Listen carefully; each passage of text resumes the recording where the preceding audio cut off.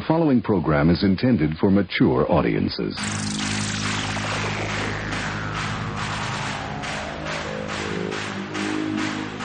What do you say we have a rock and roll party? You're listening to Basically a Sports Show. Follow us on Twitter at Basically Sports. Subscribe to our podcast on iTunes. And check out every episode of the show at basicallysports.tumblr.com. Now here's your hosts, Zach, Greg, Mike. And you're listening to Basically a Sports Show. I wanted to actually ask you about this as like an opening topic sort of thing. Okay. How much of the Olympics are you actually watching? Because I'm finding that, like, yes, I catch stuff, but because of the time difference, I'm just there's no way to stay fully abreast of the Olympics. Am I a bad person for saying outside of curling nothing at all? No. Okay. And I want you to define watching. How much of it I'm watching? Do you mean paying attention to, or how often it's on the television? Because there are two different things. How often do you actually have it on? It's on a lot. It's on a lot. Now, how much am I actually watching it? I'm kind of like Mike. If I'm not watching the stone go up and down the ice, I'm not really paying attention. Yeah. I watched a little bit of the, I guess it's snowboarding or whatever. I don't even know what the event's called, where the guys come down the hill. Style? Yeah, I watched some of that. Yeah. And I watched a little bit of the downhill skiing, and that's about it. I have not seen any hockey so far. I watched a little bit of, I shouldn't say a little bit. It was maybe 3 minutes of women's hockey yesterday. And that's about it. Well, like the first U.S. women's game, I taped it, recorded it, because it was at, I think it was at like 8:30 at night. Or no, it was at 11:40 at night here in the Pacific time zone. So, that's, 2 in the morning on the East Coast? Mm-hmm. So nobody's going to be watching that live. And even then, I still haven't gotten around to watching it. I taped some snowboarding because there was this girl from our local area that I needed to watch to write about. But, I try if I know at about 4:00 my time every day, curling will be coming on. So I usually turn on the TV around then, and I know I'll catch some of the curling. Good man. Good man. It's just weird. And there really hasn't been the same sort of like buzz going into the Olympics that there has been in past years. And I don't know if it's just because it's Korea and it is that time zone problem, but or if it's the NHL players not being there. I'm sure it's just all those things kind of put together. But this one just doesn't have the same sort of magic that even the last one did. That brings up a good point. That brings up something I wanted to talk about tonight, because I think that the lack of excitement about the Olympics, I think we saw the same thing with the Super Bowl. Now, a lot of people want to say it's the matchup, but this is something that I kind of put two and two together from. I was listening to a Bill Simmons podcast where he had two other guys on, and they were talking about sports media these days. And I think that because of the instant access to everything that we have now, that there isn't any excitement anymore at all, because it's constantly there. There's no anticipation. There's none of that. And it's just the way that the stuff's delivered to us now. What's there to get excited about? And I don't mean that in a cynical type way. I just mean that it's not as easy to do because there's no anticipation. If you miss something, no problem. You can go get caught up. You don't have to worry about being at home in time to watch curling or hockey or whatever, because you just watch it whenever you want to watch it. So that, to me, it's like there's a lack of excitement in a lot of things now. It's not just this. I think that's probably true for this Olympics too, because that you're not going to be able to see the majority of things on time. Yeah. Or in a really digestible manner. So to just know that, you can catch up on these things later. It's, no real rush. If something cool happens, you'll know about it, and then you'll go look at it. Yeah. I mean, I've got the app on my phone and on my iPad, the Olympics app. Got my computer, I've got my TV. I mean, I don't have to. There's no such thing, I think, as appointment viewing anymore, except for maybe really huge events like the Super Bowl.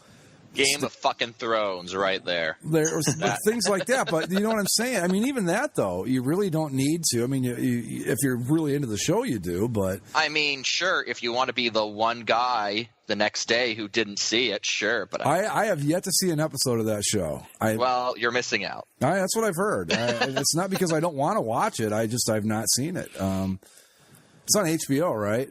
Yes. Yeah. I heard it's really good.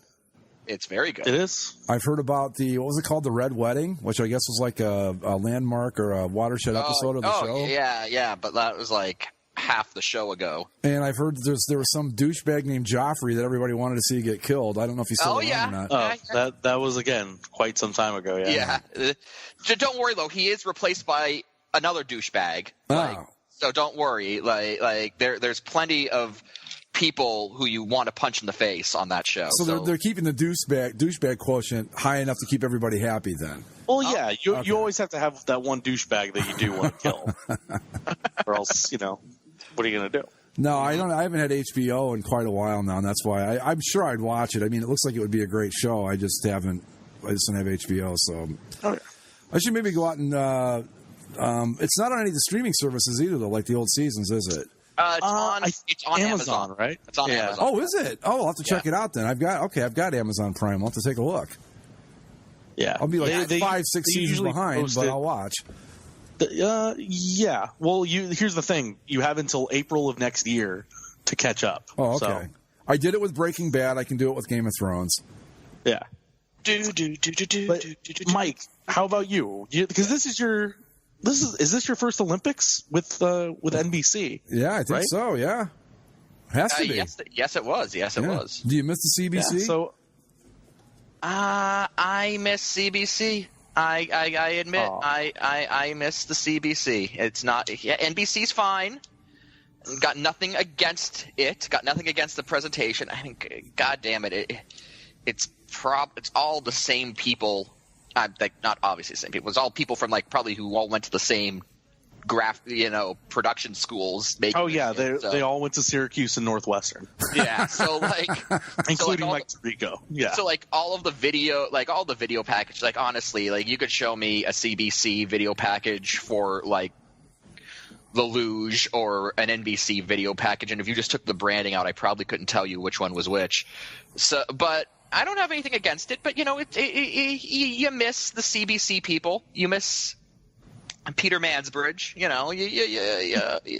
It's not the same. Bob Costas is a lovely fellow, but Bob Costas not doing this is his first Olympics that he's not doing. Oh, is he not doing it? Mike Tirico is your lead Mike host. Tirico's the main man now. I think that pink guy finally got Bob to decide he's going to stay home from here on out. See, that shows you how much I've not watched. It's if it's not curling, I literally haven't been watching. Well, here's the problem too: is Mike Tirico is on the NBC primetime, so he's on the packaged. He what he's showing is generally not live. So he's doing the package stuff they do for NBC primetime. Most of the live stuff they rotate through these two blonde girls. One is the Premier League host, the other one I don't know, and then Liam McHugh, who you would know from our fabulous NHL on NBC. Oh yes, and the best national hockey coverage south of the 49th parallel. the only. I think the other maybe this isn't the issue, but because of the way things kind of fell when it came to NBC and the NFL and all that. Dan Patrick's not there. Al Michaels isn't there. Costas obviously isn't there. So I don't know if that takes away from the gravitas of the Olympics that you have all these new faces, so to speak. I don't know. Why isn't Patrick there? That's kind of surprising. Because he does the NFL. Yeah, well, they were doing the Super Bowl. Oh, I suppose he could have caught a plane, but I don't blame him for not wanting to or not doing it. Plus, he's got his radio show. They have to do all their prep for the Super Bowl and all that, and then to have them do all that and while prepping for the Olympics, right. It's hard because when you're doing the Olympics, you can't just kind of half-ass it. You have to learn who the third loser is for. Speaking of luge, I've watched a little bit of that too because I think it was some guy from Germany that he wrecked. And that sled just beat holy hell out of him all the way down that ice. It was like, man, that thing is just putting an ass whipping on this guy. I felt bad for him. But that's about all I've seen. Because I positively loathe figure skating. It's the dumbest fucking thing I've ever seen in my life. What did figure skating ever do to you? I don't get it. I just hate it. Feats of grace. I completely appreciate the amount of talent it takes to do what they do, but Please, for the love of God, don't make me watch it. Also, the Tanya Harding movie was fantastic. Was it? I want to see that. It's very good, yeah. Yeah. You know what, though? I found it, as somebody that knows enough about the event, it didn't do anything for me particularly. Like, yeah, it's well made, and Margot Robbie's is very good in it.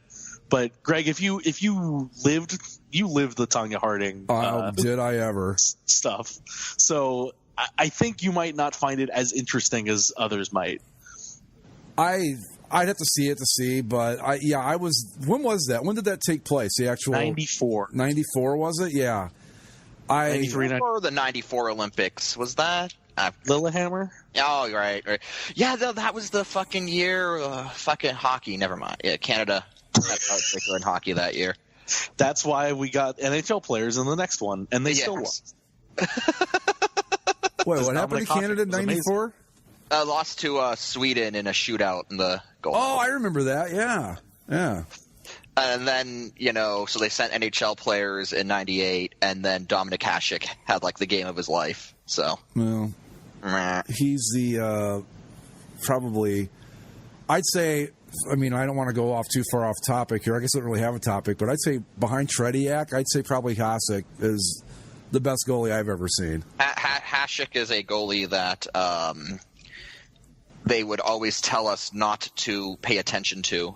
Right. Learning how to be going to goalie camp as a kid because he had a spine like a cat. It's like he has no form. It's like he just flops around and it works somehow. And it's like you will never learn how to be a good goalie watching Dominik Hasek. Yeah, but he was incredible. He was incredible. But alas, I think the lack of NHL players is legitimately a reason why I'm not as excited for this one. That's why I'm not watching. I don't want to watch a bunch of AHL guys play. Or whatever that league's called in Russia, the KHL. KHL, right. Yeah. I don't want to watch any of that. We went over the rosters, right? And that was just that was beautiful. But another thing is, there's no juicy story here. I mean, leading up to Sochi, right, it was kind of like this, will wild dogs be in the arenas, or like will the hotels be ready on time? Yeah, this is it's all no, everything was built. Everybody showed up. South Korea did a good job, and they're ready to go. And honestly, the biggest story from that angle is that funnily enough, it's too cold. Like that, the only problem so far is that it's actually too cold, and that it gets windy in the mountains. And so they had to delay some of the skiing events. Yeah, but otherwise it's just like it's whatever. I was going to watch a skiing event a couple days ago, and they had to postpone it because of the wind or something. Ooh, they're showing us ski jumping right now. Oh, what channel is that on? I'm on NBCSN. That's what I'm on. Oh, here we go. Okay, yeah, I'm a little bit behind. There it is. I like ski jumping. That's fun to watch. Ski jumping is one of those things that, like, I see it, and it's like, oh yeah, that looks nice. I don't know why this one's better than the other one necessarily, but that's how far they go. That's how far they go. Is it? I don't think it's strictly distance though. Yeah, don't they have pure, to pure distance. Keep the angle of their feet and like? No, I think it's pure distance and landing and stuff. I'm pretty sure. I don't know. Hell, I mean that's that makes the most sense. I don't know. Look at that shot though, coming down that hill. There's no way in the world I would do that. Oh, come on now, Greg. No, sir. No, you know what? When the first night of the Olympics that I actually got to sat down and watch it, like, okay, I have some time. Let's see what's going to be on the Olympics tonight. I turn it on. I'm ready. They play the rousing John Williams Olympic theme. And then it's like, welcome to the slopes, where tonight's event will give you live coverage of the cross-country skiing. I'm like, oh. How long do these normally last? It's like watching people go jogging. Okay, it's not even the exciting skiing. It's like it's like people skiing in a straight line across a field. Yeah, and it's just like and they're off, and we'll get a gold medalist in 45 minutes. Are you kidding me? They do this for 45 minutes? I was going to say 4 hours, but 45 minutes, sure. I kind of like the triathlon though, because like there were guns involved. That's another thing. It seems like every time I turn the damn thing on, somebody's got a gun shooting at something. Which okay, you have to understand that the modern Olympics grew out of like war. No, like 19th century European aristocrats, and so it's like, by golly, I'll ski to that forest and shoot the first bird I see. So right. I think it's always funny that like the people that have the dominance in that sport are Norwegians. Mm-hmm. And it's like, well, yeah, because that's how they go get like a gallon of milk every day. Like, yeah, of course we're not good at it. Like, we don't have to do that. We built cars. They ski to get their milk, and they stop and shoot a moose along the way so they can have dinner that night. Yeah, sure. Makes sense to me. Why not? Yeah, I'm sorry, Norway. Now, is that one called? I have nothing to do with that. The triathlon? That's what that one's called, right? Biathlon. Where they ski and shoot, basically, right? Yeah. That's it. There's two things. They ski, and then if they don't hit the right number of targets, they take little penalty laps. Wow. It's weird. That cross country skiing that's worse. I think I'd rather watch figure skating, to be honest. Well, because at least they do stuff. They do stuff. Yeah, the cross country skiing now, and the guy that they stick on that every year is Al Troutwig, and it's like I feel bad for him because he does a good job, to try and make it sound exciting. Yeah, cross country skiing, like Mike said, they ski across the field, big deal. Yeah, and they don't even go fast because you can't go fast. Doc Emmerich cross country skiing. Let's make it happen. Oh, the number of ways he could describe that, he would run out quick. Come on. Even he can't pull that off.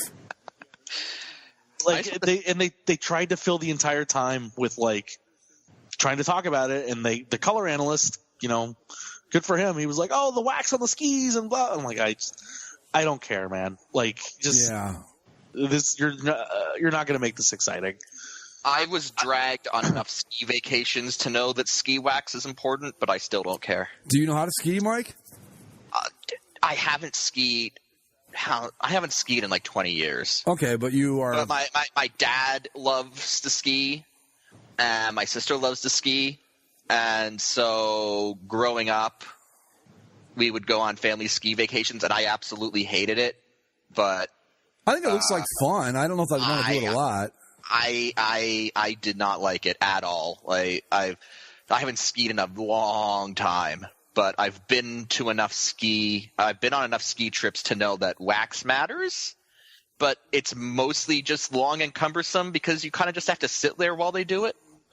Well, fuck skiing. That's what I'm saying. Yeah, I understand. Believe me, I feel the same way about figure skating. Where did you go? Like, did you go to some of the cool places? Like, did you go to Aspen or?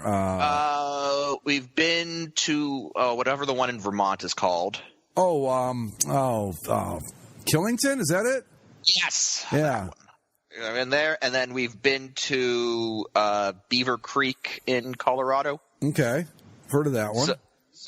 And of course the ones in Quebec, which they're just sort of north of Montreal. I think if I went to Aspen on a ski trip, I'd end up just smoking weed in the lodge all day. It's probably what I'd end up doing. Well, like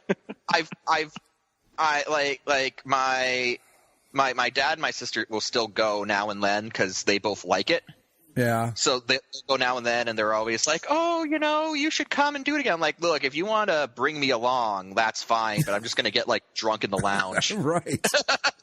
Or now that in Colorado weed is legal, like right. If you go back to Colorado, I'll just get high and drunk in the lounge. Like, that's what I'm saying. If it's legal, I first off, I just want the experience of walking into a store and buying weed. I think that would be very strange. And then I'll just sit in the lodge and you don't have to like keep your voice down or anything. Yeah, right? and I'll get high. I'll sit in the lodge, get high, and watch Cartoon Network or something. I don't know, Family Guy. I mean that seems like the best ski trip to me, to be perfectly honest. Well, I was thinking about this too. If you're a Winter Olympic athlete, right? Mm-hmm. Don't you have to spend pretty much the entirety of your existence where it's winter? You never get a break, do you? Not necessarily. Okay. Like you can take vacations. I'm not sure how much training's involved, but I'd have to think it's like no different than if you just like lived and worked somewhere cold. Like you can go other places at times. But what I'm saying, though, is that if you were, say, an Olympic skier, that's basically your full-time job. So even when everybody else is in June and they're celebrating summer and being outside and doing whatever people do, you've got to be up at the top of the mountain freezing your ass off still because that's your job. Well, maybe not the top of the mountain. Like some of them, they do events in like Australia. Yeah. Like there's they in the summer here, it's winter there, so they'll do that, or the Andes maybe. That's what I'm saying. Though. You're in winter more than you would be as a normal person. I'll tell you what. That's actually something I would like to experience. I'd like to go to Australia in the summer, just to experience there's a blizzard and it's July. Right. I would too. That seems strange that someone that hates winter as much as I do would want to do that, but I think it would be really wild. I mean, you can't go anywhere on July 4th weekend because you're snowed in. That's just crazy to me. I mean, I'm in Florida, so I've kind of experienced what it's like now for it to be like sunny in December, but I want to do the opposite. Yeah, well, the sunny December part's easy to get used to. I don't know that I'd ever be able to get my head around a snowstorm in July. Mm-hmm. Yeah, I don't know. But yeah, I'm with you. I just love to go to Australia in general. I think it'd be great. But I don't know. But Greg, what about snowboard halfpipe? That do anything for you? I kind of think it's kind of fun to watch. I think those guys are. Then that's on NBC. Oh, is it? I don't know. I like ski jumping a little bit better. Okay. But the half pipe guys, man, that's some crazy talent that you've got. Because first of all, you got to be nuts. Oh. So snowboarding is something. They're doing this half pipe, right? And so there's this Australian girl. She's getting ready to go, and she starts sliding down the hill with her board's not buckled yet, and she falls down. And she just looks so awkward, like, I fell down. And she had a big smile on her face. She's like, oh, I just look like an idiot to the entire world just now. But with that sport, if you think about it, how many times do you have to crash before you finally start getting those triple flips and stuff right? Well, that's why, I don't know how they did it before, but in recent times when all these people own those foam pits, that's how they practice. They jump off the things in these foam pits. Oh, that's a good idea, because I was watching those guys thinking that you don't just wake up and go, I'm going to do this, and you do it. There's got to be a lot of trial and error involved, and I don't know. A lot of these guys, a lot of these people ramp up to that. I mean, a lot of these people have been snowboarding almost since they've known how to walk. Yeah. So they've got it pretty. I have an interest in snowboarding just because I played the 1080 snowboarding game on the N64. Right. And so that was pretty fun. So I have a mild interest in it. To be honest, a lot of the reason I love the Winter Olympics probably more than the summer is, as a kid, for the N64, I got the 1998 Nagano Olympic video game. Yeah. And it's not good. It's terrible. But that's where I learned all about luge and curling and ski jumping and half pipe. Mm-hmm. Because they give you you do the half pipe, and it's well, I don't know what a 1080 cool McTwist is, but I'm going to do it. And it's quarter circle, A, B, rotation, R. And you're like, hey, my guy did a flip. That's cool. Do you guys, I'm sure you don't remember it because it's really, really old, but one of the first video game console systems was called Intellivision. And I know of it. Well, it had a pad where it had 9 numbers on it. It looked kind of like a phone pad, but I got my interest in the Winter Olympics was playing that stupid thing. If it's not a video game, I can't relate to it, I guess, is my point. And I think the other reason I bought the Nagano game because I was like, oh, the hockey players are going now. I can play the hockey. No, they didn't include the hockey in that game. They made a separate Nagano Hockey Olympic video game that you had to buy. Do you ever try any of the Summer Olympic games? I tried one once. And I find those to be so much harder. Yeah, because to run, you have to sit there and push the buttons as fast as you. And I'm like, screw this. Right. Yeah, no way. Right, and that's why when it came to that game, the sport I hated doing every single time was speed skating, because because they wanted you like get the rhythm down of right trigger, left trigger, right trigger, left trigger for left, right, right. And I couldn't do it. It just like it was so unnatural to me to like control somebody else's leg movements. It's like just I don't know, give me something else to do. Yeah, maybe press a different button. Like I don't know, the only sport from the Summer Olympics that seems like would be fun to play in video game form is basketball and field hockey, handball. Oh God, they need to make a handball game. Team handball. Oh, let me think. Summer Olympics. Basketball doesn't do anything for me. Because what I like about the Olympics are the sports that you don't see every day, like curling or the ski jump and stuff like that. I mean, basketball. My God. I don't know how people can watch. I don't want to get into that, but like I like pole vaulting. I think I get a kick out of that. People know our displeasure with basketball. It's fine. Yeah. Again, if you've listened to us for put a pin on that because we probably should talk about that trade the Cavaliers made at some point. I guess. I mean, there were some friends in basketball, Blake Griffin. Yeah, we don't have to talk about it. If you want to find out about it, do all that stuff we talked about earlier where there's all this access to everything, use that instead. Just assume we're aware of it and we understand it happened, and if you want analysis of it, go somewhere else. But you're an Ohioan, so like obviously you're clued into the thoughts and feelings of the Cavs faithful, and we need to know that. Okay, if you say so. Oh, Chinese girl wiped out. Oh, she's going to be executed then. But yeah, I think people that have listened to this are at this point in our show's history. Mm-hmm. If you don't know that we aren't going to talk about basketball much more than 3 times a year, much more than can Mike name 3 players on the Raptors roster this season? I don't. Yeah. God, even this season more than past seasons, as far as like when I've talked to people about it, like people that actually watch the sport on a daily basis, I ask them like, is anybody going to be the Warriors? And they say, no. So the rest of the league, it's like, but people are like, well, but the whole league is so entertaining right now. It's so fun to watch. But the fact is like the Warriors are going to beat everybody, so it doesn't matter. So people are like trying to cling on to, oh, the Milwaukee Bucks are fun. It's like, okay, cool. Yeah, the Milwaukee Bucks. Like, congratulations on your first round playoff exit to Boston. Well, speaking of that, though, what is it about basketball that we don't like? And I shouldn't say that we don't like, but because all 3 of us are pretty much in agreement that the NBA is just not for us. What is it about it that doesn't appeal to you guys? To me, it's really, and it's not even about basketball itself. Like I cover basketball for my job. I used to call it and covered it. Yeah, I did the whole bit. I don't hate going to a basketball game. It's not my favorite thing in the world, but I don't hate it. The problem that I have with the NBA when it comes to my job, I have to care. Like I'm taking notes. I'm involved in every single bit of the game because I have to be.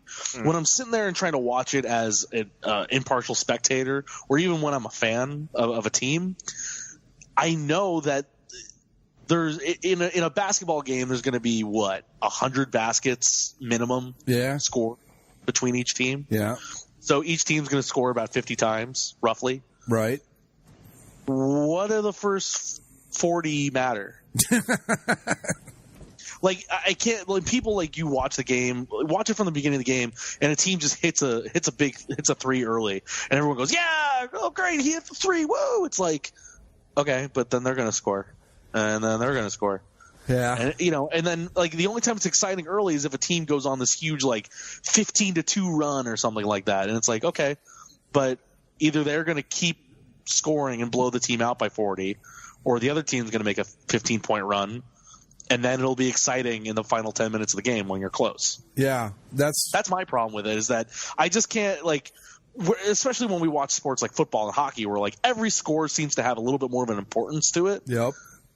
Basketball, it's I can't get excited about the first 75 baskets of the game because they cancel each other out ultimately. To me, if a guy scores 36 points in a basketball game, that's, let's just say, I don't know, that would be 12 regular field goals, 2 threes. And the math isn't going to come out right, folks, so don't even bother.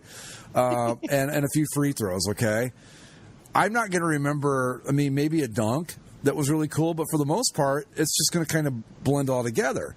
Whereas, say, if you're watching a hockey game and, I don't know, we'll pull a guy out of the air, Ryan Johansson of the Predators gets a hat trick, you're going to remember all three of those. Or if Odell Beckham Jr. makes 3 great catches, you're going to remember all of those. Whereas in basketball, even the best play might get lost in the flurry of everybody scoring. I don't know.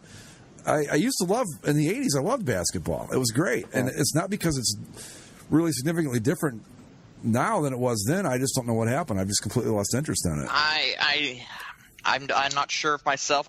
Zach's explanation sounds about right for me. Like, it's just hard to get invested early, and maybe that's on me. Maybe I'm too used to – maybe I'm making the mistake of, quote-unquote, watching basketball like I'm watching hockey, and I shouldn't be doing that, but yeah, see, that's the other thing that's happened for me in recent years is just at a certain point when I got so into hockey, they're going right up against each other. Yeah. And I find it hard to invest in both.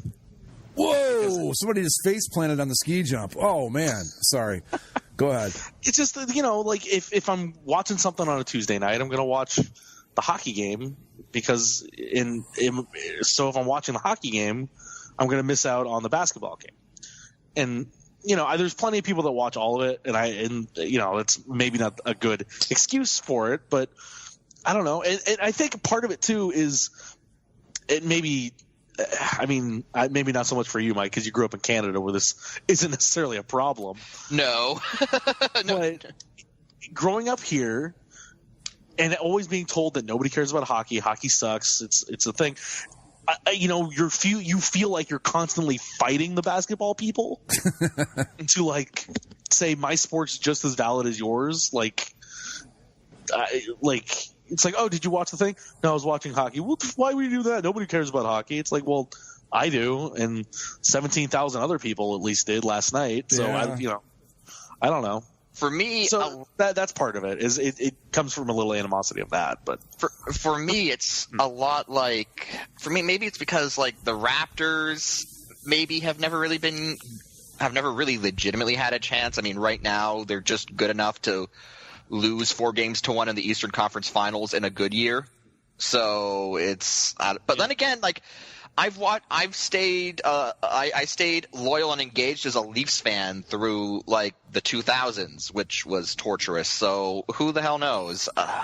And when the Lakers are good, they're impossible to ignore around here. Yeah. And I'll watch. Like I said, I don't hate watching basketball. I hate watching an 82-game season that amounts to nothing. Like I would never in my life try to be a Denver Nuggets fan, right? Mm-hmm. Like the Lakers. What's the point? What? Right. The Lakers is like, okay, they're rebuilding now. Maybe they get LeBron next year, and because of the Lakers, they will always get back up into that conversation of a title contender, and then I'll be like, okay, yeah, these are important and meaningful games, and I will pay attention to them. But when they're bad, it's like, well, like, even when they're mediocre, it's like, okay. Like those couple years they had those really cool series with the Suns when it was just Kobe, kind of like dragging the team along by the scrum back. It's like, yeah, those are exciting times, but they lost. Ultimately. Well, and they had there was that run back in the early 2000s where they had a pretty nice rivalry with the Kings there for a little bit. Yeah, that was kind of cool. Oh, yeah. They cheated to win that one Western Conference final. Yeah, well, did they cheat or did the NBA cheat? And I think they're all in cahoots. There's also kind of like the differences between then and now. Like then, we're bringing up all these teams. It wasn't just like the Lakers had a cakewalk to the finals every year. Right. They had to go through Sacramento. They had to go through San Antonio. They had to go through Dallas. And they beat Sacramento, but it wasn't a sure thing that they could. Like they had to work at it to beat Sacramento. That's what I was going to bring up. Was that I don't remember because I didn't follow it that closely, but it seemed like for the longest time it was like the same usual suspects, like it was the Lakers or the Celtics, for years there or whatever. And then we got a team that wasn't a big market team. Well, I guess they are. You can't really call San Francisco a small market, but they were a team that wasn't like no one expected the Warriors to turn into what they turned into. No. And you think, okay, maybe now we're going to get a little bit of a mix where other teams will pop in and out and win it like the Warriors did the first time, except no, they've turned into this freaking juggernaut that can't be stopped. Well, I think, again, to go back to the Kevin Durant trade, that's why so many people hated it, is because it took, at least the Warriors would have to fight a bit to stave off Oklahoma. The Thunder, there's no competitive balance anymore. Yeah, you could always count, okay, well, maybe the Thunder will be able to pull it off this year against the Warriors. But now you don't even have that because Kevin Durant nuked the balance of power. And now it's just... Would we pay closer attention if there was a more realistic chance of, say, the Milwaukee Bucks or the Orlando Magic or someone having a legitimate shot at winning a title? Would that help? I mean, I think so. I think it would for me, for sure. But at the very least, I would pay attention to the early rounds of the playoffs more than I do. Yeah, because right now we're essentially watching however many exhibition games it takes until the Warriors win the final game in the first game of the finals. Yeah. And most people that know anything this year say that it's not even like in past years where, maybe the Cavs can do it. Yeah. Maybe the Celtics could do it. Neither of those teams are good enough to beat the Warriors. The Cavs kind of suck. Yeah. Well, that's why they blew the team up with that big trade, I guess. I'm going all in on the Raptors. Thank you very much. I heard the Raptors are pretty good this year. Look. Here's the thing: the Raptors are good this year, but the Raptors have been good for the past 5 years, and the problem has always been that they'll meet the Cavs in the finals or the second round of the playoffs, and then they'll lose 4-1. But now, not this year. now that the Cavs suck.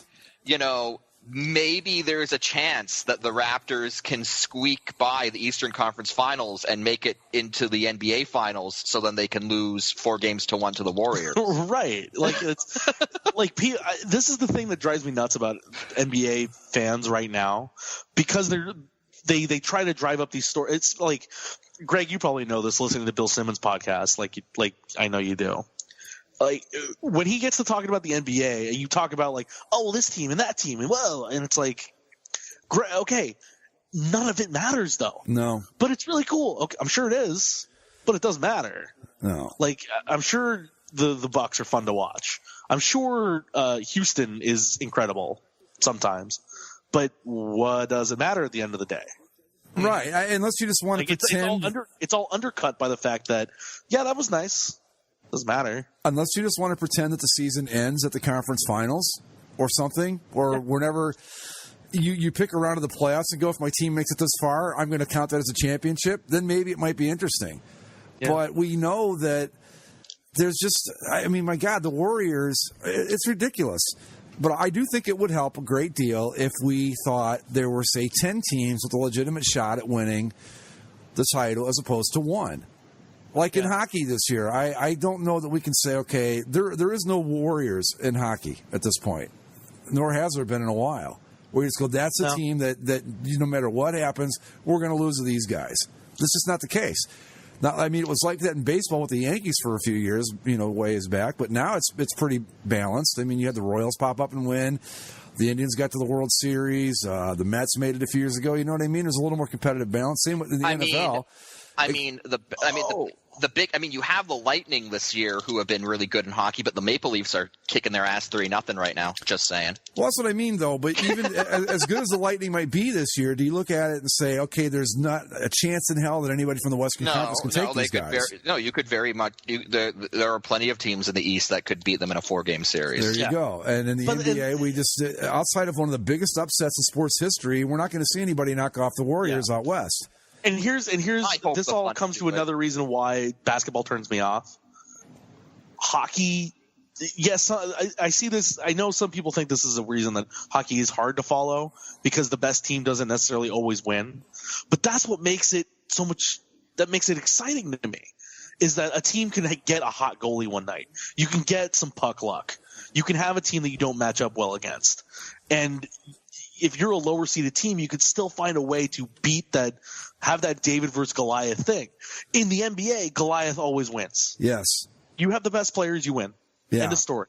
Yeah. In hockey, you don't necessarily need the best players. Like, yes, you need some talent, but you can put yourself together enough. Well, every other sport except the NBA at this point. I mean, the Patriots, sure, they were the best team in the AFC this year, and we saw it happen with Jacksonville. If Jacksonville doesn't decide to stop playing to win in the AFC Championship, they might have won that game. As dominant as the Patriots seemed to be, there was still a shot. You weren't looking at it going, there's absolutely no hope. There was not as much hope as you would like, but it wasn't completely hopeless like it is in basketball. And, we saw it happen. I mean, how many times in baseball have we seen, the Giants a couple of years ago? Madison Bumgarner gets hot, man, and they rode him all the way to a World Series title, even though they weren't the best team in the league at that point. Yeah, it's just in the NBA, it's pointless. We're waiting for the Warriors to get what will be their third ring, second in a row. I mean, who even cares at this point? Well, that goes back to why I can't care about the Lakers when they're bad, because I know once they get good players, it's okay, yeah, then I know that this might be worth my time if they get a LeBron, that sort of thing. But ultimately, I no matter what happens, unless you get literally, and I think we've talked about this before, the only time I can think of it happening is that Warriors Mavericks series from 2007, whatever that was. I don't remember the year, but I know the series you're talking about. And that's when the Warriors were bad, but it was just one of those things where, in the very rare instance that the Warriors had this great matchup advantage against the Mavericks for whatever the reason was. I don't remember the specifics, of course. But otherwise, best team wins. And the problem is now in the NBA is that the best team is so much better than the other good teams that it's boring. There's no consequence to anything. Yeah. So why do I want to watch an exhibition basketball game in February? What's the point? I mean, especially when there's curling on or anything else. But yeah, I think that's just. I guess that's kind of answers the question, and that's why, if anyone's ever wondering, I guess we've kind of explained why the NBA is just not terribly appealing. We have to do this once a year. Yeah. We explain ourselves. Bash on the NBA, but. Well, it's the NBA's fault. I mean, I don't know what you do to fix the problem, but there's a problem here because if the Warriors don't win the title, that'll be the biggest story the NBA's had in years. If they don't win it, because I can figure out some interesting stories going into the NBA playoffs theoretically. Like, will the Clippers clip again? Well, of course. Well, well, that's not a question. That should be phrased as a statement, Mike. The Clippers will clip again. In the West, it's more of, can Houston beat Golden State? So far, that's no. But they have CP3, Chris Paul, they have James Harden, they have Pau Gasol, right? They're built. On the Spurs. Probably the second best team in the West, right? Houston, more than likely, yeah. Yeah, and it's well, could they do it? Could Chris Paul finally get his ring? Probably not. No. The instant when the Thunder broke themselves up when they traded away Harden, when they had Harden, Westbrook, and Durant. Yeah, that was the last time that there was another team that could do it. Right. But the Spurs have aged out. They're just not as good anymore. Their guys got old or injured or just haven't been as good. The Clippers blew themselves up, so there's no more Clippers to worry about. The Mavericks have faded back. Houston's there now. Yeah, the Clippers traded Blake Griffin to Detroit, didn't they? Yeah, after signing him to an extension.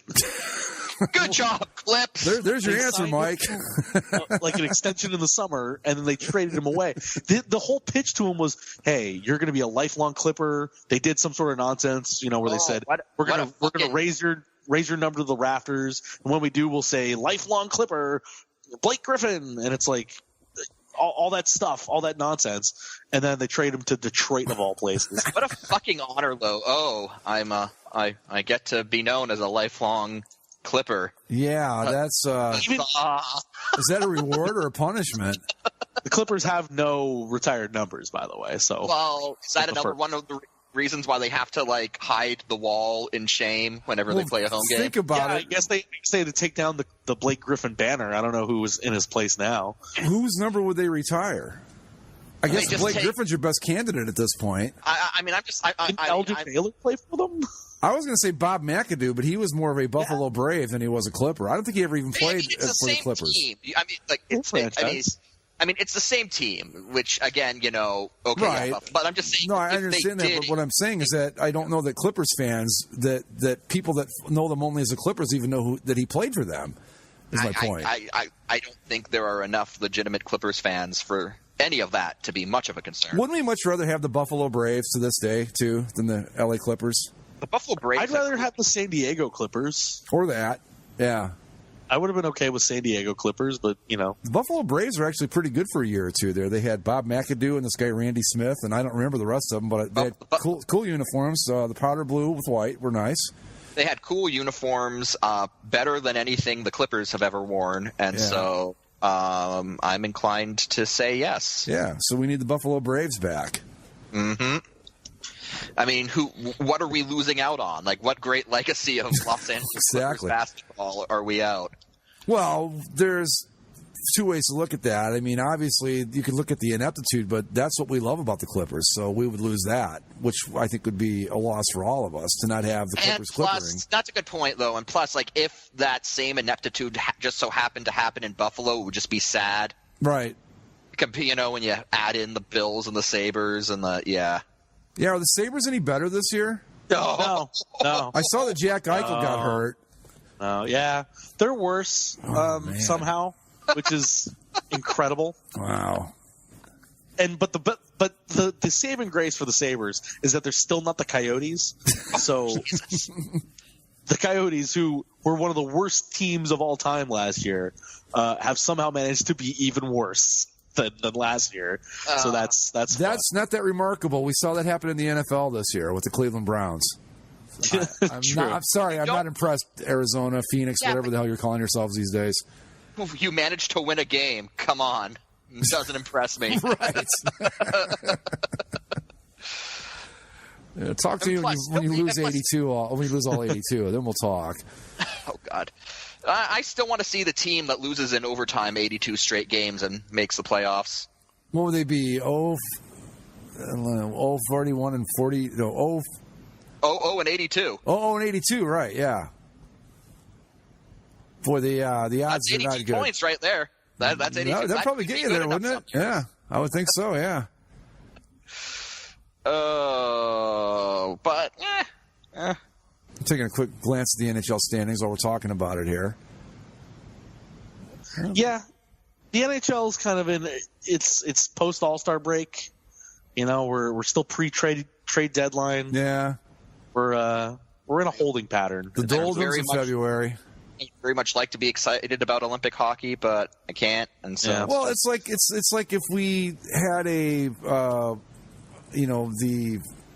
semi-pro teams, two semi-pro teams playing in the Super Bowl. I don't know. I don't even know what the names of semi-pro teams are, if they even exist anymore. But it's just not the same. Oh, we'll have the XFL soon enough. Yeah, so okay. For in the World Series this year, we have the Toledo Mud Hens taking on the Memphis Redbirds. Well, big fucking deal. Yeah. Well, when it comes to the NHL standings right now, it's just there's just a lot of jockeying position, and there's a lot of teams that are still so close together that the standings change relatively every night. But I want to point it out: the Vegas Knights of Gold, or the Vegas Golden Knights of Nevada, are still in first place. Yeah, still they're back to second in the league because Tampa passed them back up, but they are first in the West. The record for wins by an expansion team was a joint record between the Mighty Ducks of Anaheim and the Florida Panthers at 33. Well, they've shot past that already. Yeah, and there's still 27 games left. I still don't know what the hell this is. Like, I can't wait for them to lose in the first round to really experience, like, what being an NHL fan is actually like. Oh, that's right. Yeah, enjoy your heartbreak and kick to the nads. These guys, when this team comes back to earth, and maybe they won't, maybe they will come right out of the gate and create expansion team history by being competitive at a high level for good right out of the gate. I don't think that's going to happen, but it's a lot of really talented players. It's a team full of second liners, which again is good because you have second liners for your third and fourth line. Yeah. But so you've got that, and you've got the chip on the shoulder mentality. But I just don't see how it can't be sustainable, can it? No, and when they when they come back to earth next year, what are these fans are spoiled rotten right now. Come on. The thing too is, I think, as much as I hate it when we have sports discussions to like try and equate it to those intangible things, because that's kind of a cop out. So they say like, well, they're plucky, they have grit. This is a group of guys that have clearly come together because they were all cast off from their team. Nobody wanted you. You're the island of misfit toys. Let's show everybody what you're all about. Come together, play as a unit, all that sort of nonsense that people believe to get themselves going. So what happens next year? Right. Mm-hmm. Like what happens when you're not just that new kid on the block anymore? Like, it's like, okay, well, we won. That's what I'm saying. We're good. They're going to lose that edge. If they stay competitive, I'm talking about from the fan standpoint. If they stay competitive, they'll be okay. But these fans are living an experience that is by far not even close to the norm for an NHL expansion team. No. Any expansion team for that matter. No. Yeah. They are living the dream right now, and I think that it's going to be tough for them to get used to the idea that maybe we're not this good all the time. Also, it's going to be interesting when when Seattle gets an expansion franchise and they don't get draft terms nearly as good as this. Well, apparently it was reported, like somebody had a conversation with Gary Bettman, that Seattle will get the same expansion choices as Vegas, especially because Seattle is now going to be charged more than Vegas was. It's going to be like $600 million instead of $500 million. Wow. That's a lot of money, man. I know. Well, but that's why they made the expansion terms better, because it is a lot of money, and but I really do wonder, like, if you caught them in a private moment, what the rest of the league thinks about this. Like, they must have been. There's some teams that are pissed they had to lose the guys they lost, and to be like, well, this team comes in here not having to do any hard work at all, really, and here they are already on top of everything. And they're also in a weird spot because normally a team that's in that position at this point in the year, you get to the trade deadline and you might be looking to add a piece or, maybe get some assets. Mm-hmm. And going into the season, people thought, well, okay, guys like James Neal, you'll trade him at the trade deadline to get some prospects and stuff, because this team needs prospects. It needs a prospect pool at some point to build up a whole organization. They need an AHL affiliate. Come on now. Well, I think they're sharing it right now. Yeah, they're sharing one currently, but I mean, ideally, they want every team to have their own. Right. And so it's like, if you're Vegas, like, well, you don't want to break up the chemistry probably. Mm-hmm. And you don't want to go acquire anybody because you really don't have anything to trade to get somebody, because you don't have that prospect pool yet. You're not going to be trading. You're not going to be getting rid of first round picks because you need to build up those prospects. If I'm the Vegas Golden Knights right now, I just stand pat. I play because you're playing house money right now. You've got nothing to lose. Yeah, this season could end tomorrow. They could not win a game the rest of the year, and it would still be considered a wild success, I would think. Exactly, and that's my thought too. Is like, you've already done so far and away from your expectations that you shouldn't. There should be no complaints. There should be no wants or needs. Just say, hey, this is awesome. Let's ride this out. I think the one good thing about it, well, there's a lot of good things about it, I suppose, but something that might help with the fans is that they've found out immediately how much fun it can be to be a fan of a winning hockey team. So that might help solidify a fan base and give them a nice jump on things. Had they come out and played like, say, Arizona, and this is their the first hockey experience for a lot of these fans, they're going to be like, screw this. So maybe that's a big part of it. I think that'll help the market overall, but just don't expect this every year. Yeah, and again, we talked about this a little bit, but that's kind of why their fans have gotten annoying to me already. Is that they're like, oh well, this is amazing, oh my gosh, we're the best in the league. We don't know how to lose. Like, I can't wait until you do. You're going to learn soon enough. Trust me. Yeah. Like they don't know what it's like to be only in the goddamn NHL quite yet. Just wait. Just wait until Calgary beats you in 6 in the playoff in round 1, and then we'll see. Yeah. No. Right now they'd be playing Minnesota in the first round. Ooh, that could be. I mean, they might actually have a chance there if Boudreaux's again. Right. Well. How classic would that be to lose to an expansion team in Game 7? Yeah. I mean, if anyone could do it, it's our boy Bruce. Right. Yeah. It just the thing that astounds me too, and is the home record, 19-4-2. Like, wow. Vegas. I'm going to go on a limb. I know friend of the show Cosmic doesn't agree with this. He believes this team is legitimately as good as their record, but I got to think Las Vegas holds a special place in the heart for many of people who like to get drunk and do drugs. And hockey players like to get drunk and do drugs. And I have a hard time believing that the quote-unquote like Vegas flu effect isn't real. Yeah, and the funny thing is, like, teams have approached this in so many different ways. Like, there's been some teams like the Leafs did. Like, the Leafs, after they saw, like, all the stuff early in the season about the Vegas flu, quote-unquote, they said, well, all those other teams were staying on the Strip. We're going to stay at this resort way off by the Vegas practice facility. We're going to be way over there. We're going to, just get in and out and make sure that our guys don't do it. Well, they lost like 5-2. Well, you know what? And then you had the Blue Jackets. John Tortorella said, we're going to get there 3 days early. We're just going to – the players can do whatever the hell they want. Blow it out, right? Have a good time. And then they won. And Columbus won. So it's like it doesn't make any sense. It doesn't make any sense at all. Look, so wait, one of those 4 home losses, my Blue Jackets hung one of those on them, huh? I think so. Nice. Look, I'm going to check. Look, all I'm saying is that the Leafs are lucky that Lou Lamoriello didn't stick them in some dive motel. All right, because that sounds like something he would do. Old school. We're going to say it to Stardust. Yeah, God. Oh, is that even still around? I don't think it is. So. They had a great sign, though. I love their logo. We're going to stay in the ruins of the Sahara. Maybe that's the one I'm thinking of, the Sahara that had the cool logo. Well, no. Okay, so they just got their 4th home loss last night to the Flyers. Let's see. Who else? Edmonton beat them in a shootout. What am I missing here? No, okay, I lied. Vegas beat them 6-3. Okay, so Tortorella's approach didn't work either.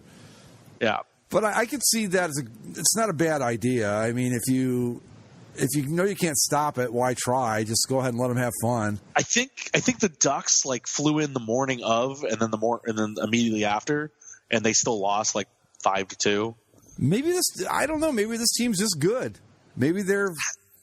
I'm telling you though, I just can't believe that that's the case. I keep thinking that there's some sort of advanced metric that someone cashed in on that no one else has seen yet. And they said, if we get these guys, these players all are good at this advanced metric nobody else knows about, and that's what happened here. Because nothing else makes sense. Yeah. It literally the only things that make sense to me are what Mike said earlier, where this is a team full of second and third liners. Right. So they're all kind of the same, and they're, they might lose to a first line, but they'll be equal with the second line and better with the third and fourth line of every team. Right. So you average that out, and they're better than the whole team. Yeah. Would you rather have 4 second line talent lines, or say 1 first line talent, and then progressively worse down the line? Of course, you're going to want all 4 of your lines to be second line quality. Yeah. It would seem to me that overall your team would be better that way. And then, like I said, as much as I hate saying it, I think it's this whole Island of Misfit Toys, chip on our shoulder idea that's really worked for them. And it's stupid because I like sports to be able to be quantified a little bit to make some sort of sense. I know, but I'm not huge into analytics and all that because that almost dumbs it down to where it's so scientific. Like, I like to have the little bit of it, but this also, is just the NHL can't do it properly when the team collecting the data forgets that hockey switches ends between periods. Yeah, that was a fun story a couple of years ago. Yeah, but I don't know, and it mostly just bugs me because it's like, this isn't how it works. Like, this whole group, this isn't how it works. You were supposed to suck. Yeah, this isn't how it works in any sport. Everybody agreed you were supposed to suck.